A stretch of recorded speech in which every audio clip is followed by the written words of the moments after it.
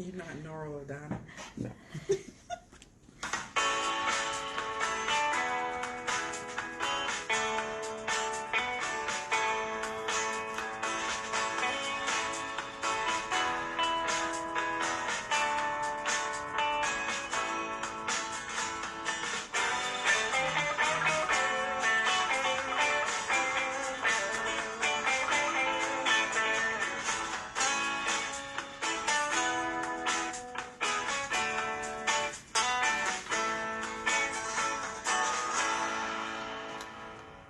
And welcome everybody to the 12 o'clock show with Mayor Joe, kicking off Black History Month, and a first-time guest who it took a year to mentally prepare herself to be on my show, Reynoldsburg City School Superintendent Dr. Tracy Reed. Thank you so much for walking over today. I'm glad the weather was cooperative. Yes, we didn't have a snow day. No snow day this time around. There's always so many things going on, but as you kind of reflect after your first year, because you're almost at that year mark right now, what are your thoughts? How do you, was it everything you expected? Was it more? What are your thoughts on things?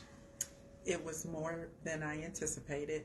I will say that I was very well prepared in that I worked under some amazing superintendents, so I had a lot of experience, and so it did prepare me. Additionally, I have a group of really great people I work with, so they help me where I may struggle, and we are coming together as a team, and so it's made the year go well. I'm excited about finishing the first year and then looking forward to the future. That's good. Obviously it's February, and everybody kind of runs on a different calendar. So the school academic calendar is that August-ish until May. But for you, from here until the end of this academic school year, do you have any specific objectives that you're trying to look on as you get ready to build in for moving forward to next year?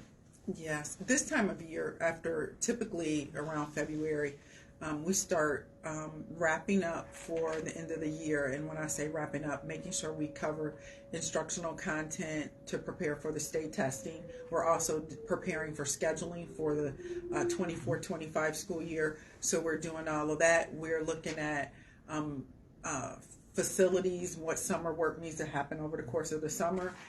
We are getting ready. We just launched kindergarten registration, so parents should be looking for information about registration for their kindergarten students for next school year. So I always say this time of year is we have 1 foot in this current school year and 1 foot preparing for the next school year.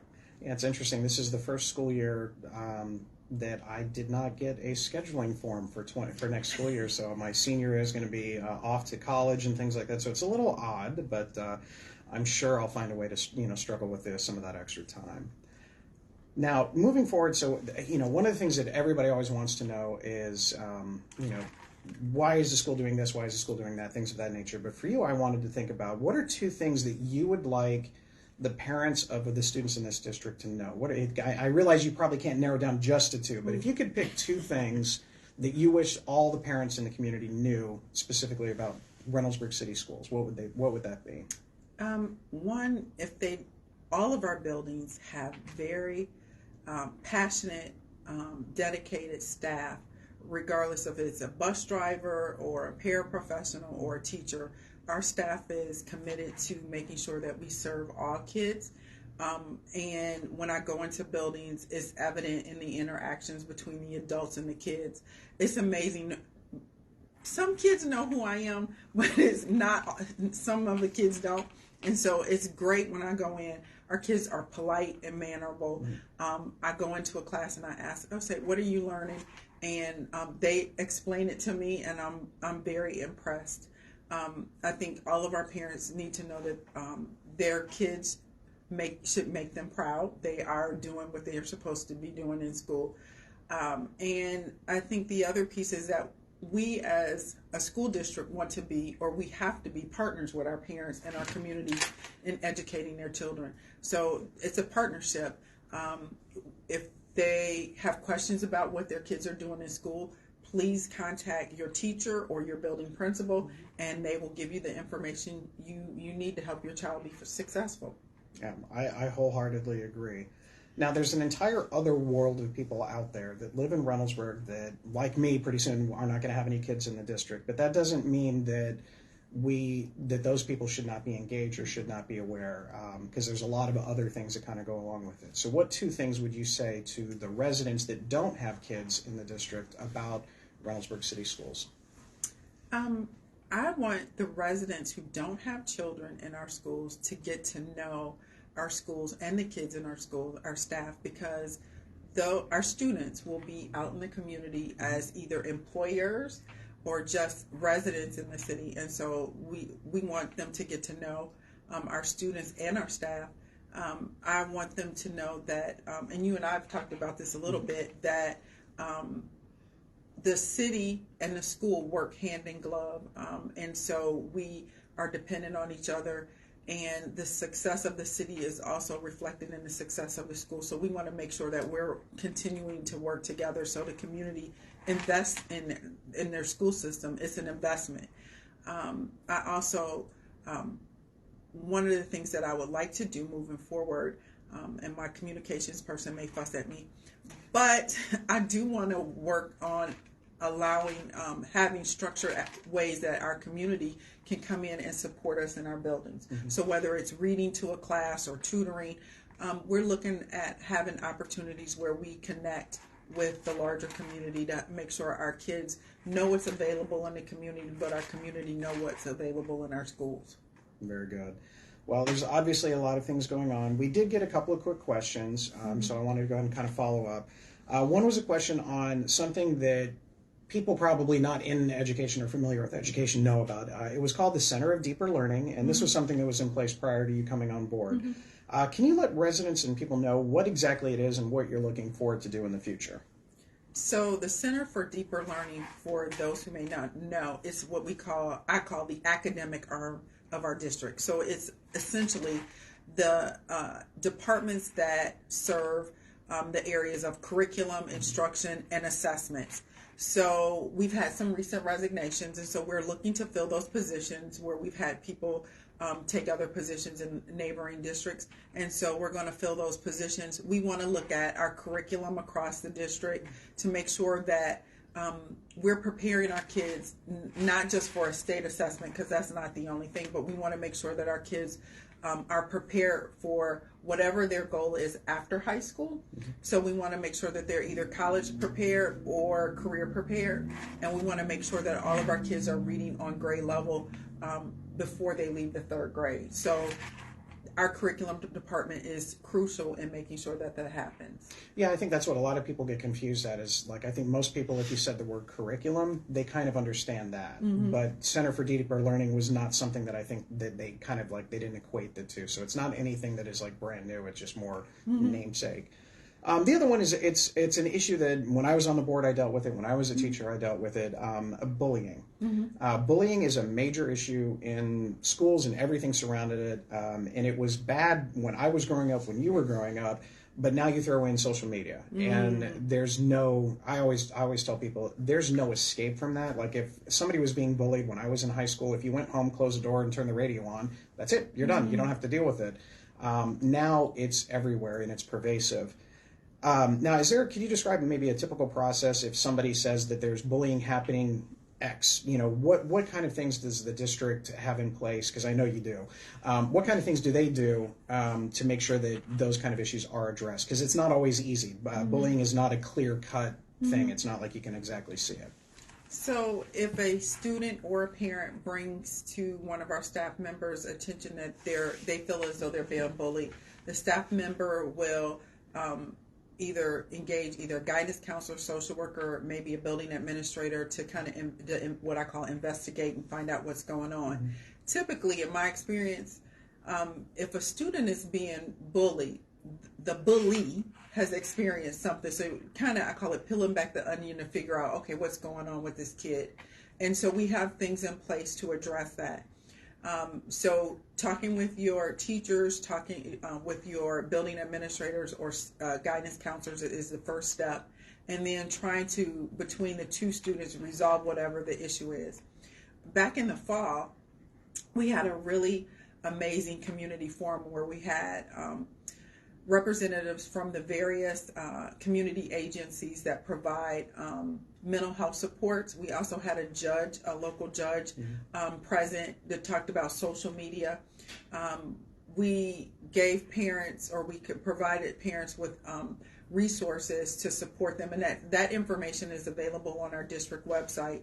Because the information was so great, I'm wondering if we need to have it again, provide that opportunity again, because there were some things like apps that parents can use to limit their child's screen time or monitor what they're seeing on social media. And that's one of the first steps that I've realized, that we need to pay attention to what our kids are doing on social media, because it can affect their mental health. And so those are some of the things that we put in place to address the bullying. And I can't urge parents enough to pay attention to what their children are looking at on social media, and to have conversations. Is easy to, I call it, give your 5-year-old a tablet to play with, a game or whatever, but we all know things pop up on our screens, and so we need to make sure that we're monitoring what our kids are seeing and taking in. I think one of the things that I always found frustrating when I would talk to parents when I was on the board is that if bullying does happen and there's some sort of consequences, if your child and my child are the ones involved in it, and I won't necessarily know what's happening with your child and vice versa, and I get it from a parent's point of view, there can be some frustration there, but the reality is this is a privacy issue. This is, my child's business shouldn't be getting in your world, and your child's business should not be getting in our world, just because of the way it is. But I can see how there's a frustration with that, and I think a lot of parents that's where a lot of frustration comes, because they don't know the process with it. And it's hard to sit there and explain that to them, especially at the height of when something's going on. So I know your staff does a great job. I know that everybody does as best a job they can with that kind of a situation. But for the parents out there, I think the more that they're involved and aware of it, the easier it is for them to understand that particular thing. Yeah, and you hit the nail on the head. We follow the code of conduct because we have it, and I encourage all parents to review the code of conduct. If you don't have a copy, reach out to your building administrator. They can get you a copy of it. But we follow the code of conduct when there isn't any type of infraction. And by law, we can't speak to, what happens to, the other student. And so we ask for our parents to respect that. We can't talk about what happens with another student. Yeah. It's not that we're trying to hide anything. We're not. Yeah. We just legally can't do that. Yeah. Did anything else pop up? Yeah, we had 2 questions come in. The first one is, what local scholarships should our seniors be thinking about? Oh, my goodness. Oh, my goodness. I think I get a couple of emails a day from a lot of those. Yeah, go ahead. I'll let you take this one. And I'm going to say that's a really good question. I would encourage them to reach out to their guidance counselors. Mm-hmm. Those are the people who have all of that information. And the other question is, have they completed their FAFSA? Because that is very important as well. So talk to your guidance counselor and complete the FAFSA. Those would be the first steps. Yeah, there are so many that are like, I guess you could say, local scholarships specific to like Reynoldsburg City Schools that I've seen. And then there's, when you start kind of venturing out into the grander world of all of it, there's, the joke is there's scholarships. If you're left-handed, you can find a scholarship. There are things out there. It just becomes fun to look at. But that's a good and really in-depth question. The second one is a follow-up to a comment made. It says, how can members of our community reach out to our schools if you no longer have children in the district? That's a really good question. We do have a communications office. Her name is Stephanie Booker. You can reach out to her, and she can put you in contact with either one of our principals or our assistant superintendent, Mr. Naeem Sanders. I want to call him doctor already. We'll get there. And they can put you, kind of find out what your passion is or where you feel comfortable at, what grade level, and then we can direct you to the right school to be support. One of my goals in the future is to have a system set up where we can encourage participation of our community members in kind of some predetermined ways, whether it's reading to our little ones or tutoring some of our older students. That's it for right now. I know for me, put me in a high school because I used to teach high school. I have no issues with it. Put me in a class of second graders, and I will look like a deer in headlights at times. But it's still fun. It's just fun in small doses. Well, I know you have a lot of things going on. It's busy running a district, but I really appreciate you taking some time out today and talking with us. And I'm sure that if residents have questions in the future, parents or otherwise, there are plenty of opportunities to reach out to the schools to get some information. So thank you very much for coming. I really appreciate it. Thank you for the invitation. You're welcome to stay, but if you've got administrative things to do, I don't blame you all the way. You're free to make your escape. I appreciate it. Yes, they were looking for it. All right. Thank you a very wonderful much. rest of You your day. too. Enjoy. Bye-bye. All right, so we've got a couple of other things obviously going on. We have the State of the City starting next week on Thursday the 15th. It's here at City Hall. The doors are going to open at about 6:30, and then you'll have an opportunity to look at some of our local 501(c), some of our charitable organizations and civic organizations will be here. So again, the doors open at 6:30. I'll come on and start talking about 7. I get to brag about the city, so it's going to be a while. I'm going to talk a while on this one. But probably have a time for Q&A afterwards. Usually by that time everybody's tired and doesn't want to hear me talk anymore, so they leave. But just in case you have some questions, you're able to do so. As far as Reynoldsburg City Schools go, I just want to remind you that there are board member office hours occasionally, and one of the standing ones is every Friday from 4 to 5 at Graham Road. The Welcome Center is hosted by our board member Neil Whitman. And the first half hour is online, so you can actually watch and kind of go through everything. I don't think he has his own theme song yet, but I'm sure he's going to work on it. Beyond that, a week ago, we had a city council retreat, and we went to the scenic room of the main conference room down at the end of the hall. And it's at this location where city council kind of had conversations about what goals they have for the community moving forward. You'll see some of those goals when the agenda for next Monday's meeting is released. It probably will come out on Friday. A lot of the things are the same things that we hear every day. The entertainment and restaurants and connectivity and trails, and then other kind of like specific things that are to the city. Do we want to have a facility that actually collects leaves and things of that nature? So there were a lot of really good goals in there. One thing that didn't come up at this time, but now I get to share. Earlier this week, the city of Reynoldsburg was notified that we received a Certificate of Achievement for Excellence in Financial Reporting for our auditor's office. This is almost a yearly thing. I'm not saying it's, kind of locked in stone and everything that they get it every year, but honestly, this is the highest achievement of recognition in governmental accounting, and it's due to our auditor's office and all of their staff members there that actually put in the work to make sure that every dollar is accounted for, every penny is accounted for, and we're doing it all in the right way, in a transparent way. So congratulations to the auditor's office and all the staff members for this award from the Government Finance Officers Association all the way across. So you may see this online if you haven't already seen it. It's out there. So congratulations to them. I do have some good news from some of our longtime followers. The C-Click Fix app is going to be going live, really almost, I feel like, at any moment. The app stores are finishing it up, and so you should possibly see it online in the not-too-distant future. Once we have confirmation of when that's going to be there, you'll start seeing it all over the place, but that is going to go live. Reynoldsburg Engage is our conversation piece that we're using for it. So if you see a street light out or a pothole, you can take a picture of it, and then you can actually follow the progress all the way throughout. So we're now into the days, not hours version of everything. So really excited about that. Did want to provide a little bit of an update for Wagner Road. We are getting closer and closer to this project starting. We were actually out just the other day talking with one of the property owners. We have our big kickoff meeting internally on Wednesday of next week. We're all going to sit around and talk with Columbia Gas, AEP, the construction crews that are going to be coming in, and everybody else to kind of address a lot of these issues, like what's the transportation going to look like, when are people actually going to be putting a shovel in the ground, those types of things. As soon as I have some more information to share and we get things kind of tightened up, we'll probably have a town hall meeting here at City Hall that you can come in and answer, get some of your questions answered, things of that nature. I know I've met a number of people at the VFW, at Kroger. I went to a property owner's house that's going to be impacted by this, and they brought their friends and neighbors there, and we had a conversation about it. So the more information we can get out there, the better. There is going to be something new with all of this. There'll be a brand new email address that's basically Road Construction. I can't remember the exact name, but it's Reynoldsburg Road Construction. And so if you want to ask a question and you want to know something specific about it, you can send that in. It's going to come to me, and I'm going to take a look at it, and then I'll be able to answer those questions so that way you have some real-time information specific to any road projects that are going on at that time. So that's going to be a lot of fun. It's going to be great.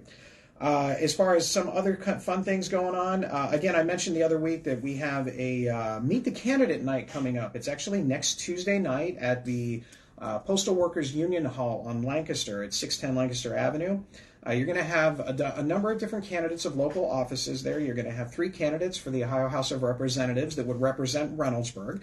You're going to have 2 candidates for the Franklin County Court of Common Pleas, and then the 3 candidates for the for the Franklin County Prosecutor's Office. 3 of the candidates are going to be there for that. All of those things impact us. At the state house level, obviously, how cities are funded, how schools are funded, different types of programs that the state can offer. That's something that you might want to ask questions about. Common Pleas, hopefully you never have to go there, but if you do, you want to make sure you have the right judge with the right experience in that one. And then as far as the Franklin County prosecutors, again, we've had conversations about what we've seen going down for people who might be committing some acts of crime. Why is it that things are going on the way that they do? This is your chance to actually talk to them. So check out social media, but it's at 610 Lancaster Avenue at the Postal Workers Union Hall. This is not a city-run event, even though I'll be there, but it's an independent organization that's kind of running this thing off just to kind of get some things out there. So if you're interested, go ahead and check it out. We will also have a big town hall for the flood grant through FEMA and the EPA. Right now it's scheduled for February 21st. It'll be at the Senior Center. Probably going to be about 6 to 8 o'clock. We're just trying to nail down those specific times. So that is coming up here pretty quick before you know it. As far as our parks, we've got a lot of things. I did see some questions yesterday about a recycling program. So we're going to accept all the plastics all the time. We can only, however, it takes us 6 months, or we have 6 months to get enough plastic to go in and actually recycle to have a bench made. That doesn't mean, we met this one. I think we kicked it off in August and we were done by October. So it's not like we needed the full 6 months. So we're going to kick that off again for our next bench. I think actually next week is when we're able to apply again for that one. But we're still taking all those single-use plastic bags here and at RPD. So if you have them, bring them in. If you want to look at what the bench looks like, come out to the State of the City next week. It's actually going to be in our atrium area, so you can actually see what it looks like. It will be placed out at McPherson Park when the weather gets a little bit more cooperative, and that's what we're going to do to have some benches all the way throughout there. So hopefully you can check that out. As far as some programs that Parks and Rec have got going on, you've got Stained Glass Experience on March 7th through April 25th on Thursdays from 6:30 to 8:30 at the Senior Center. You've got something a little sooner. This Sunday, February 25th, is the Wooden Bookmark Creation. And then we also have the STEM Enrichment Challenge Island. So anything STEM education related, it's going to start, they'll have some information on that on Thursday, February 29th. I think this is kind of a preview thing to do some stuff about what's going to happen over spring break. And of course, for those of you that enjoy it, pickleball. I have no skills whatsoever to play pickleball, but maybe one day I'll get out on the court. But the Reynoldsburg Chamber of Commerce, in conjunction with the Community Church off Graham Road, is actually going to bring pickleball out there all the way across. Socialize and connect with some of Reynoldsburg's businesses while learning how to play an incredibly fast-growing sport. Paddles with balls will be provided, but my guess is if you play pickleball, you're going to bring your own gear, and you're going to be all set with it. But there'll be some light snacks and refreshments. Wear tennis shoes, no street shoes. So if you're interested in that, you'll see that on the Reynoldsburg Chamber of Commerce page and things like that. So check that out. Should be a lot of fun. And let's see what else we got going on here. Sports, I think there's some limited openings for baseball and softball. So there's not much room left. I think there's just a few. We also have our Bryce Park bid opening, which is not as exciting as it sounds. It's going to be this Friday, but we'll figure out exactly what it is that's going to go in there so we can get that project moving. We're always accepting applications for the litter cleanup program and the Adopt a Road program for 2024, so if you're interested in that, come on out. And now we're going to take a little bit of a turn for a serious thing, but first I'm going to see if there are any questions. We had a couple come in for the schools, and we'll make sure that we get those questions forwarded. We had one that come in that says, when will road pothole filling start? We should see that this week. Yeah, they've already been out there. If you have something specific, you can call the street department specifically or just message us and we'll get the information out there. And that's it for right now. All right.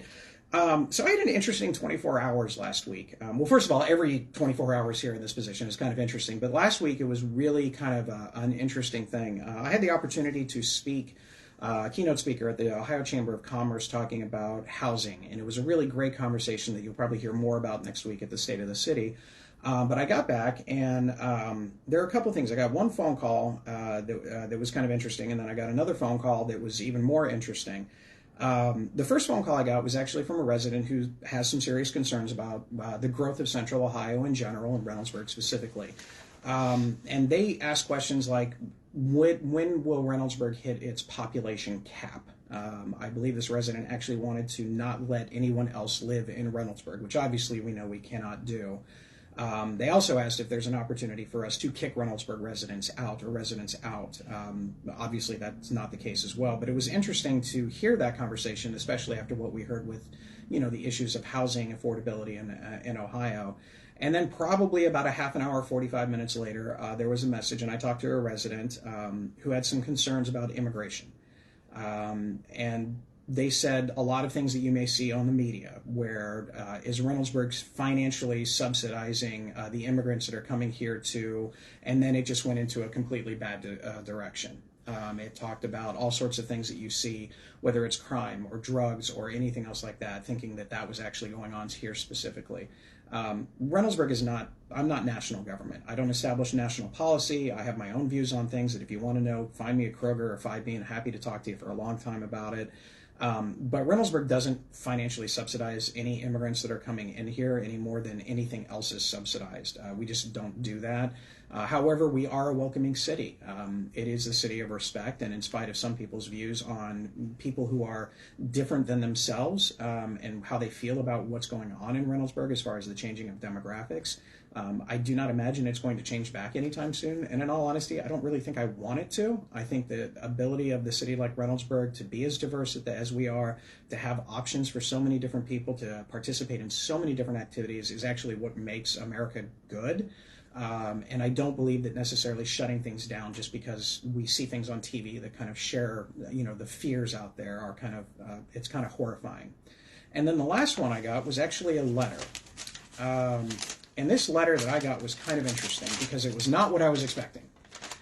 I'm not going to read it verbatim, but basically what it basically asks is, this woman who is 74 years old is having a very difficult time finding a place to live.